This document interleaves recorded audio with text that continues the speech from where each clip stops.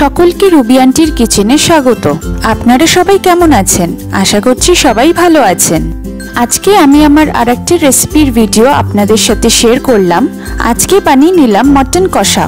Mutton কষা রেসিপিটা বাড়িতে সবারই খুব পছন্দের, তবে মটন বেশি খাওয়াটা স্বাস্থ্যের জন্য ক্ষতিকারক হতে পারে বলে তেমন বেশি খাওয়া হয় না। আজকে অনেক দিন পর বাড়িতে বানালাম। এটা বানানোর জন্য আমি সবার আগে উপাদানগুলোকে জোগাড় করে নিলাম। এই রেসিপিটা বানানোর জন্য আমি দুটো পেঁয়াজ, দুটো টমেটো আর দুটো আলু নিয়েছি।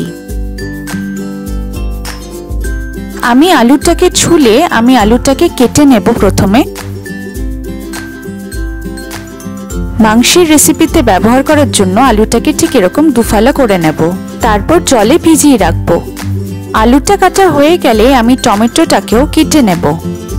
টমেটোটা যতটা ছোট হবে ততটাই ভালো, কারণ টমেটো আর পেঁয়াজের একটা পেস্ট বানিয়ে নেব। তারপর পেঁয়াজটাকেও ওরকম ছোট টুকরো করে কেটে নেব। আচ্ছা, এখানে মাটনের পরিমাণটা 500 গ্রাম আছে। আমি মাটনটাকে ভালো করে ধুয়ে ম্যারিনেট করে নিয়েছি। ম্যারিনেশনের জন্য আমি 1 বড় চামচ নুন দেব, 1 বড় চামচ হলুদ গুঁড়ো দেব, আর দেব 2 বড় চামচ সর্ষের তেল। এখানে 100 গ্রামের মতন টক দই দিয়েছি। তারপরে সব উপাদানগুলোকে দিয়ে ভালো করে মাটনের সাথে মিশিয়ে নেব।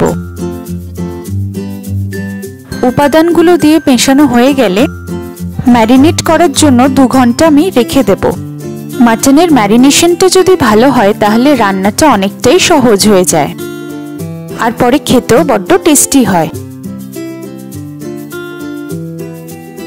আমি এখানে একটা মিক্সিং বাটি নিয়ে একটা পেস্ট বানিয়ে নিলাম। কুচো করা পেঁয়াজ, টমেটো, তাছাড়া 7-8টা রসুন দিয়ে একটা পেস্ট বানিয়ে নেব। মিক্সারে পেস্টটা খুব বেশি মোটা হবে না, খুব বেশি পাতলাও হবে না। এবার পেস্টটা বানানো হয়ে গেলে কড়াই গরম করে কড়াইতে সর্ষের তেল দিয়ে গরম করে 3টে এলাচ আর দারচিনি একটু থেতো করে দিয়ে দেব, আর 2টো তেজপাতা একটু চিড়ে দিয়ে দেব। তারপর কেটে ধুয়ে রাখা আলুগুলোকে দিয়ে দেব। তারপর 1 ছোট চামচ হলুদ আর 1 ছোট চামচ নুন দিয়ে ভালো করে উল্টে পাল্টে ভেজে নেব। তবে খেয়াল রাখতে হবে এটা যাতে বেশি লাল ভাজা না হয়ে যায়। আলুটা ভাজা হয়ে গেলে আমি পেঁয়াজ কুচোটাকে দিয়ে দেব। তারপর কিছুক্ষণ উল্টে পাল্টে ভেজে নেব। কিছুক্ষণ একটু ভেজে নিয়ে আমি ম্যারিনেট করে রাখা মাটনটাকে এখানে দিয়ে দেব। তারপর সব উপাদানগুলোর সাথে মাটনটাকে ভালো করে মিশিয়ে নেব।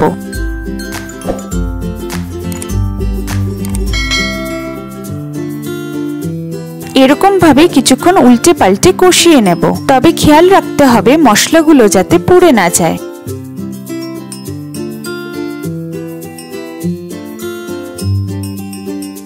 কিছুক্ষণ মশলাগুলো দিয়ে আর মাটনটাকে ভালো করে কষিয়ে 1/2 ছোট চামচ আদা বাটা দিয়ে দেব।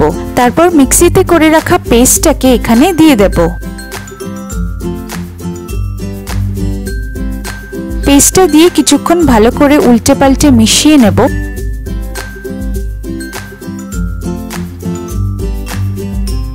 কিছুক্ষণ এরকম ভাবে উল্টে পাল্টে মেশাতে থাকবো যতক্ষণ না একটা ভালো রং চলে আসছে।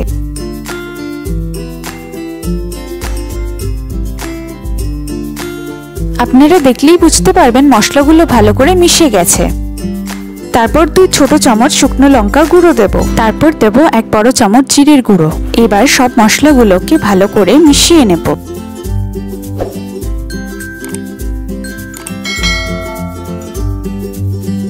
কিছুক্ষণ মেশানোর পরে দেখলেই বুঝতে পারবেন একটা তেল বেরিয়ে আসে।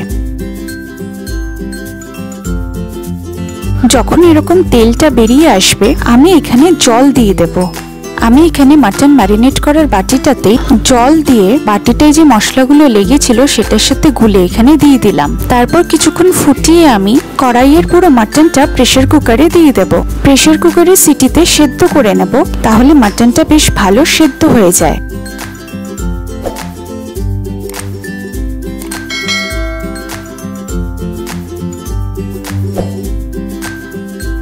প্রেসার কুকারে পুরোটা দেওয়ার পরে 1 চামচ নুন দিয়ে দেব, আর একদম সামান্য ওই 1/2 ছোট চামচের মতন হলুদ দেব, আর 1/2 ছোট চামচের মশলা দিয়ে দেব।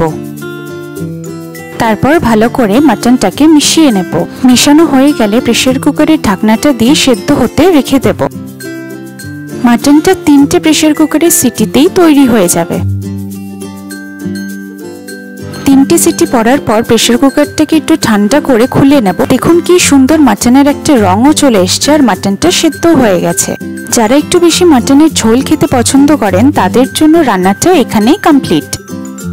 তবে আমি মাটনের ঝোলটাকে আরেকটু কষিয়ে নিয়েছি, তার জন্য আমি কড়াইতে আরেকটু কিছুক্ষণ ফুটিয়ে নিয়েছি, তাহলে ঝোলটা অনেকটা টেনে যাবে।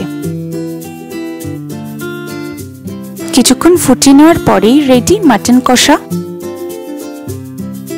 মাটনের এই রেসিপিটা গরম গরম পরোটার সাথে খেতে কিন্তু দারুণ লাগে।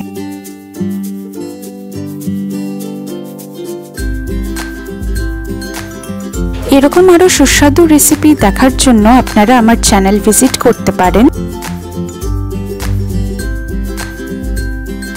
আমার রেসিপিগুলো ভালো লাগলে আপনারা সাবস্ক্রাইব করে দেবেন। সাবস্ক্রাইব করার সাথে সাথে আপনারা নোটিফিকেশন বেলটাও ক্লিক করে দেবেন, তাহলে আমি যখনই একটি ভিডিও আপলোড করব আপনারা নোটিফিকেশনে পেয়ে যাবেন আর কখনোই আমার কোনো ভিডিও মিস করবেন না।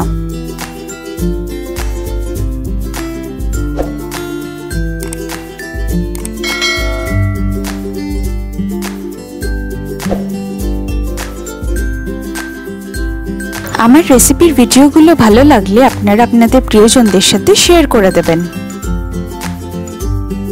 খুব তাড়াতাড়ি আমি আমার আরেকটি রেসিপির ভিডিও আপনাদের সাথে শেয়ার করব। ভালো থাকবেন।